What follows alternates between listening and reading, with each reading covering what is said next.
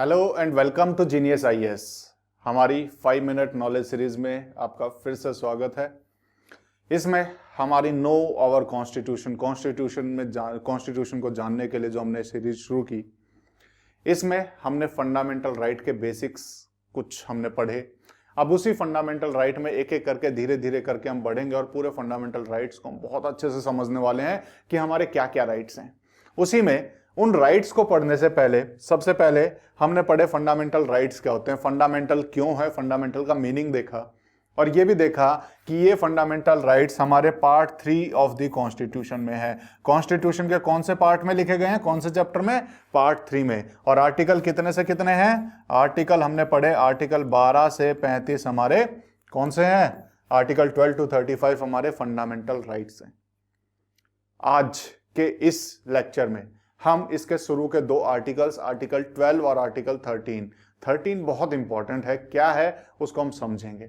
ठीक है, अब इसमें क्या है, आर्टिकल 12 से 35 तक जो हमारे फंडामेंटल राइट्स हैं, एक चीज जो पिछले लेक्चर में मैंने नहीं बताई कि फंडामेंटल राइट आए कहां से, हमने हमारे संविधान में फंडामेंटल राइट्स को जगह कहां से मिली, तो हमने यहां कहां से नकल की, तो हमने इन फंडामेंटल राइट्स को यूएसए से बोरो किया।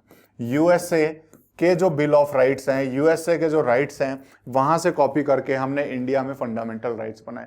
तो हमने जो फंडामेंटल राइट हमारे कॉन्स्टिट्यूशन में दिए, कहीं ना कहीं यूएसए से बोरो किए गए।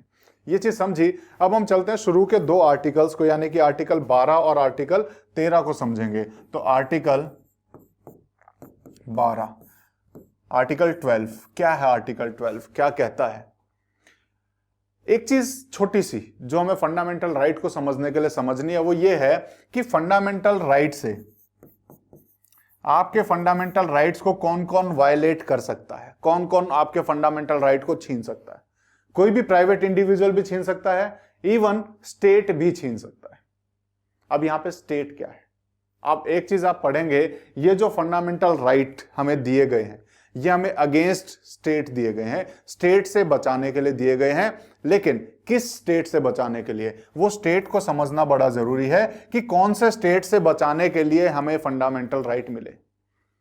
कि हमने पावर तो दे दी सरकार को, हमने पावर तो दे दी सरकार को, क्या सरकार हमारे फंडामेंटल राइट नहीं छीन सकती? बिल्कुल छीन सकती है।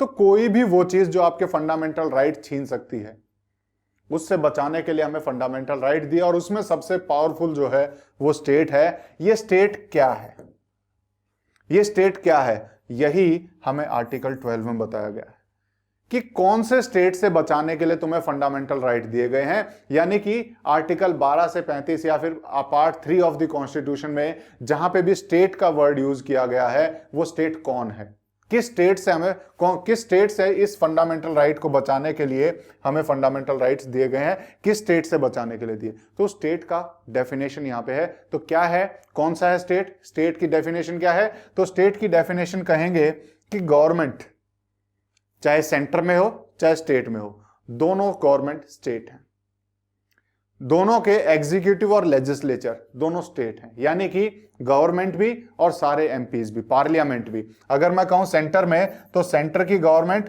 Plus parliament. स्टेट में कहूं तो state government plus state legislator, यानी स्टेट में जो विधानसभा या विधान परिषद जो भी है, ये सब स्टेट है। प्लस इसके साथ साथ वो सब बॉडीज जिनके पास कहीं ना कहीं हमने पावर या फिर अथॉरिटी दे रखी है कोई भी एक्शन करने की, कोई भी ऑर्डर देने की। जैसे एग्जांपल, पंचायत ऑफिस, उसके पास पावर है कुछ। जैसे म्यूनिसिपैलिटीज, जैसे पुलिस, ये सारे स्टेट हैं जो आपके फंडामेंटल राइट को छीन सकते हैं कहीं ना कहीं, जिसको भी कहीं ना कहीं गवर्नमेंट से पावर मिली हुई है या फिर गवर्नमेंट का कोई भी पार्ट। ये सारी चीज क्या होती है, स्टेट होती है। तो इनसे बचाने के लिए हमें क्या मिले हैं, फंडामेंटल राइट्स मिले हैं। तो स्टेट की डेफिनेशन आर्टिकल 12 में। अब एक और चीज हम समझते हैं कि आर्टिकल 13 में क्या है, बहुत इंपॉर्टेंट है ये। आर्टिकल 13 क्या कहता है, आर्टिकल 13 लॉ के बारे में बताता है, लेकिन लॉ के किस हिस्से के बारे में बताता है, ये नहीं बताता लॉ क्या है। आर्टिकल 13 हमें बताता है कि लॉ क्या नहीं है। उसने बोला कोई भी वो चीज जो पार्ट 3 यानी कि जो हमारे फंडामेंटल राइट्स को कोई भी ऐसा लॉ जो फंडामेंटल राइट को तोड़ेगा वो लॉ नहीं है, उसको लॉ नहीं माना जाएगा। समझ में आया? आर्टिकल 13 हमें लॉ के बारे में बताता है कि लॉ क्या है। लॉ क्या है ये कोई भी बताएगा, लेकिन आर्टिकल 13 थोड़ा सा उल्टा चलता है और हमें यह बताता है कि लॉ क्या नहीं है। और हमें बताया गया कि कोई भी ऐसी चीज, कोई भी ऐसा ऑर्डर, कोई भी ऐसा लॉ जो फंडामेंटल राइट को वायलेट करेगा, जो फंडामेंटल राइट को तोड़ेगा, वो लॉ नहीं है, यानी उसे लॉ नहीं माना जाएगा।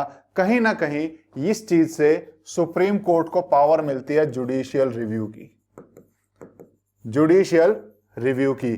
यानी कि अगर कोई भी ऐसा लॉ बनता है, कोई भी ऐसा ऑर्डर आता है कि जहां पर फंडामेंटल राइट का वायलेट होता है, तो सुप्रीम कोर्ट उसे यह बोल सकता है कि यह लॉ नहीं है, यानी उस लॉ को कैंसिल कर सकता है। क्यों? क्योंकि आर्टिकल 13 बोलता है कोई भी ऐसी चीज जो फंडामेंटल राइट को वायलेट करेगी उसे हम लॉ नहीं बोलेंगे, उसको लॉ नहीं बोला जाएगा, उसको हम नल एंड वॉइड डिक्लेयर करेंगे। तो सुप्रीम कोर्ट को आर्टिकल 13 से पावर मिलती है जुडिशियल रिव्यू की। और आर्टिकल 13 क्या कहता है कि लॉ क्या नहीं है। तो क्या नहीं है लॉ? कोई भी ऐसी चीज जो फंडामेंटल राइट को वायलेट करे वो लॉ नहीं है, उसको हम लॉ नहीं मानेंगे। चाहे वो लॉ सरकार लेके आए, चाहे वो एक्ट सरकार लेके आए, चाहे वो कोई किसी भी सरकार के किसी भी नुमाइंदे द्वारा या फिर सरकार के किसी भी हिस्से के द्वारा वो ऑर्डर पास किया गया हो, तो किसी भी तरह का लॉ, ऑर्डर, एक्शन कुछ भी हो, वो लॉ नहीं माना जाएगा अगर वो फंडामेंटल राइट को वायलेट करता है। तो ये हमने आर्टिकल 12 और 13 के बारे में आज समझा। इसके बाद इसके आगे के राइट्स के बारे में पढ़ेंगे। फंडामेंटल राइट्स बहुत बचे हुए हैं 12 से 35 में, उनके बारे में एक एक करके धीरे धीरे करके हम समझेंगे। तो आज का लेक्चर हम यहीं खत्म करेंगे। अगर आपको हमारी ये सीरीज पसंद आ रही हो तो लाइक, शेयर, सब्सक्राइब करना ना भूलें।